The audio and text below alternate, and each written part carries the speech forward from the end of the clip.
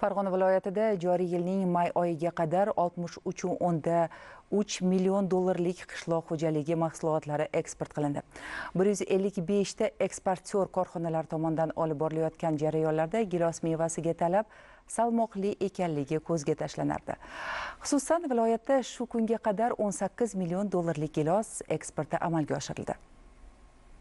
Ayni kunlarda Farg'onada kuniga 800 ming tonna gilos eksport qilinmoqda. Xususan, Quvasoy shahridagi Quvasoy Nodirjon bog'dorchilik fermer xo'jaligining 40 gektarlik intensiv bog'i bo'lib, shundan 18 gektarda gilos yetishtiriladi. Bundan 5 yil avval ekilgan Ispaniyaning serhosil gilos navi bu yil to'liq hosilga kirdi.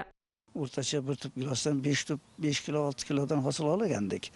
Bu yil 5-yoshda har biridan 15-20 kilogacha ham hosil oldik. Demak, oldingi bizni mahalliy navlarga nisbatan ham hosildorligi yuqori, ham eksport bo'lar ekan. Tomchilatib sug'orish usulida qildik. Buni iqtisodini asli qo'yavering. 6 soatda 11 gektar yerda sug'orib qo'yapmiz, bu bir iqtisod. Ikkinchisi, o'g'itni ham beramiz, suv bilan o'zi oqib ketyapti. Endi mana bu yildan skvajinlar ham fermerlar ixtiyoriga o'tdi, elektr energiyasini ham mana o'zimiz zimmamizga tushyapti. Endi buni quyosh batareykasi qilish. Shuni qilsak, bu ham o'zi bir tijoratni o'zi ekan bu quyosh batareykasi. Biz hisob-kitob qilsak, biz o'zimizni yerga sug'orib, yana 40 million daromad olishimiz ham mumkin ekan, qarang. Bog'i kalta, mevasi yirik bo'lgan bu navning parvarishi va agrotexnikasida o'ziga xos yondashuv mavjud. Hosili ham boshqa navlarga nisbatan barakaliroq. O'tgan yili ma'lum miqdorda Xitoyga eksport qildik. Bu yil ham Belorussiyaga yubordik, Rossiyaga yuboryapmiz. Bunaqani biz ilgari bir kinolarda ko'rardik yoki buni shoxiga baylab qo'ysa kerak, bunaqa ham daraxt hosil oladimi-dirdik-da.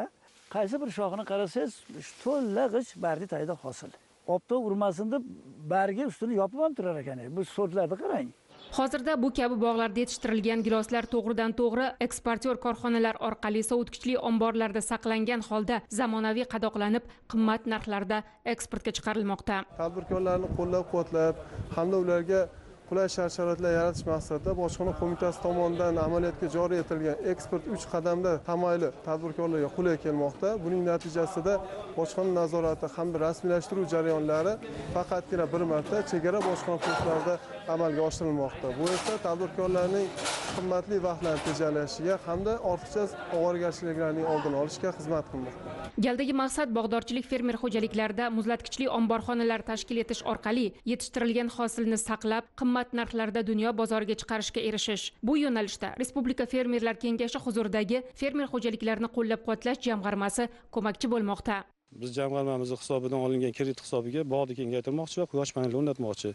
Va bu o'z navbatida o'sha bog'ning burchagida 500 tonnalik muzlatkich ombori qurmoqchi. Bu lizing asosida, bu fermer xo'jaligi bilan kelishilgan holatda biz tomonidan berilgan kreditlar jamg'arma tomonidan bo'lganligi sababli fermerning foydasini o'ylab, ko'zlab berilyapti.